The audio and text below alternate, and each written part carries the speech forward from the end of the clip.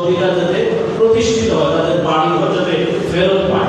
এখানে যারা মধ্যসত্ত্ব ভোগী যাতে কেউ না আসে যে ঠিক আছে আপনার 10 প্লটের কি বল 10 ডেসিবেলের জায়গা আমরা 2 ডেসিবেলের দাম দিয়ে দিই, এইগুলোতে আবার সতর্ক থাকতে হবে। যার ন্যায্য পাওয়া সে বিনা পয়সায় পাবে, এখানে যাতে তাকে কোনো পয়সা খরচ না করতে হয়, কোনো মধ্যসত্ত্ব ভোগীর যাতে আবির্ভাব না করে।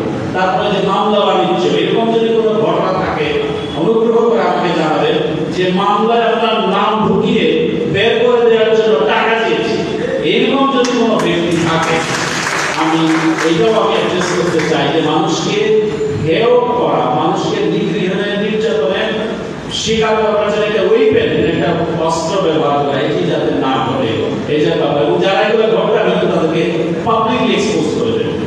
তো যাই হোক এই বলে